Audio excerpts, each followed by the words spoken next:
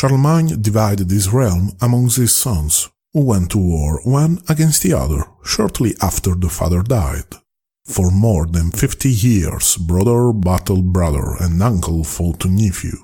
Eventually, the once monolithic empire crumbled into many small states, controlled by local powers who enforced their law upon the land.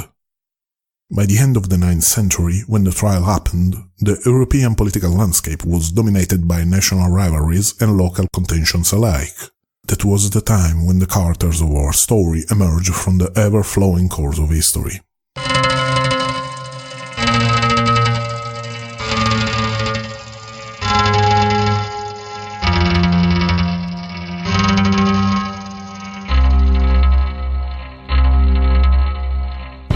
The first actor in our story is Arnulf of Carinthia. He overthrew his uncle Charles the Fat and became king of East Francia. Despite its name, the kingdom of the East Franks has nothing to do with modern France, and in fact, its territory occupied a vast region corresponding to modern West Germany. To get a clearer view of the situation, visit our site, italianculturepodcast.com, and look at the historical maps we published. It may help you visualize the places and the players in our story. So, who was Arnulf? He is remembered as a warrior, a cunning general who learned the art of war by keeping at bay the Viking riders in the north. His armies were vast, his soldiers well-trained. Under the rule of Arnulf, West Francia became the military power of that time. And as history teaches us, military powers often expand at the expenses of nearby kingdoms. So Arnulf was eager to jump into the fight to claim the kingdom of Italy. Only one man stood between him and the crown, Guy of Spoleto, who was the second major contender for the throne and also the second character in our story.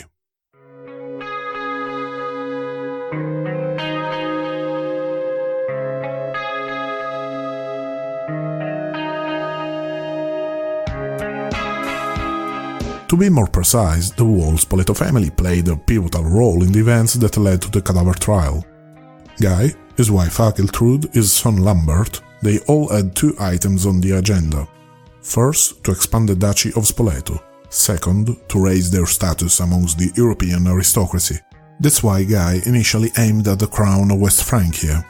Unfortunately for him, the other contender had better cards and eventually ascended the throne. So he came back to Spoleto, beaten but not defeated. He then shifted his attention to the crown of Italy.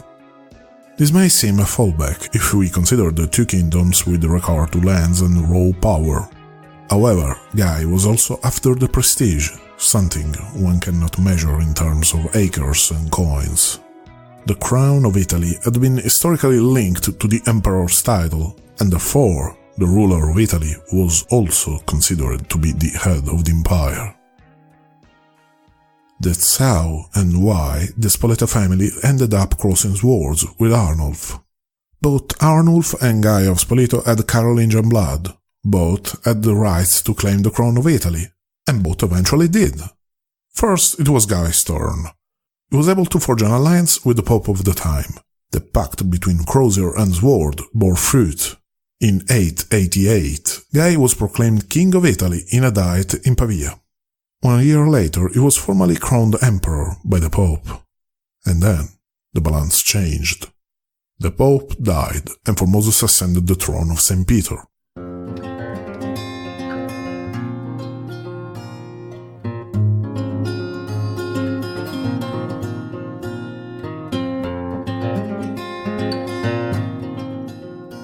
Formosus is the third and last character in our story. At the beginning, he was the bishop of Porto, a small town near Rome. Then he was elected pope. As we saw, being the pope in the 9th century had a lot to do with political games. And back then, anyone involved in politics had to answer one question: who should be the emperor? Should he come from Germany, or should he speak French? According to Formosus, the emperor had to be one prominent figure of the German party. And this was a problem for him because Arnulf, the big player in the German faction, was far away from Rome most of the time. Formosus was alone. No one could protect him, no one could defend the papal state from the Spoletos.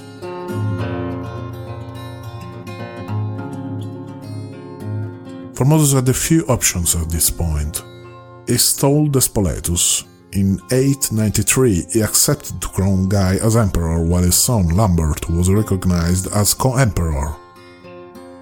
In the meantime, Formosus tried his best to summon Arnulf and his army, sending secret letters and diplomatic missions up north.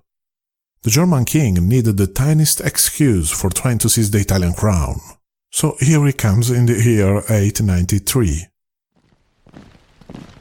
His troops crossed the Alps and marched towards Milan and Pavia. But cities immediately fall, acclaiming Arnulf as the true and only power in the peninsula. Satisfied, Arnulf decides to stop his descent upon Rome. He doesn't need to, he has already sent the message.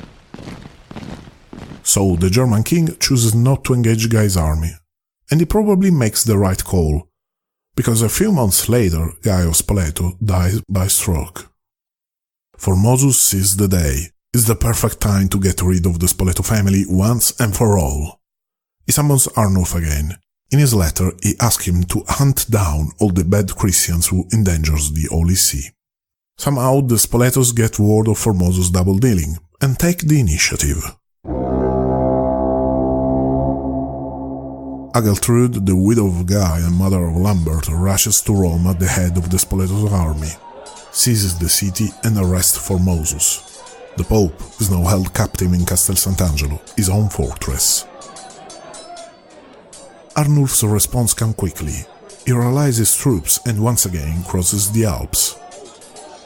This time, though, he runs all the way to Rome, unstopped and unstoppable, besieges the gates of the Eternal City, breaks in and routs the Spoleto army. The Pope is free again. Formosus sees his liberation as the chance to tighten the relationship with the German king, who, in turn, expects to be duly repaid for his loyalty to the papacy. Rome is still in turmoil, but there's something far more urgent. The ceremony follows a solemn protocol. In some way, it reflects the dynamics of power between Pope and King. Arnulf awaits for Formosus on the stairs to St. Peter. The Pope reaches the King and tributes him great honors. Then the gates of the Basilica open and both men enter. While passing towards the altar, Arnulf savours his victory. He's going to be crowned by the Pope, the only true coronation. And that's exactly what happens. Arnulf is proclaimed emperor and protector of the papacy.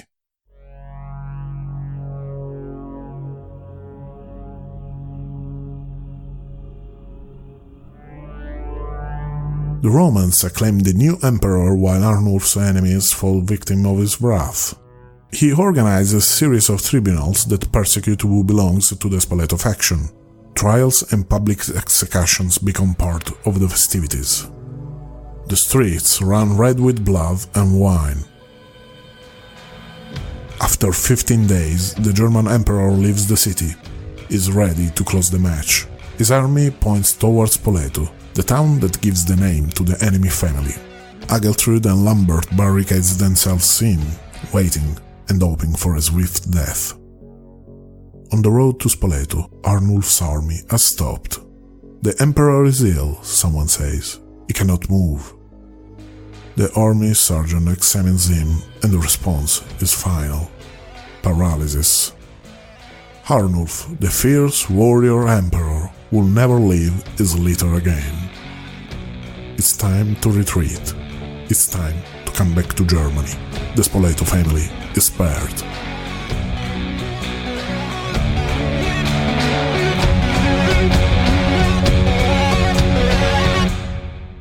As you might expect, Formosus finds himself to be in a very bad spot. His protector, immobilized, is retreating. His enemies, alive and furious, are regrouping just outside the borders of the papal state. What would you do at this point? Formosus never had the chance to make a move, because he died the 4th of April 896. Maybe it was a natural death, maybe he was poisoned, we don't know that. We only know that this ordeal has just started.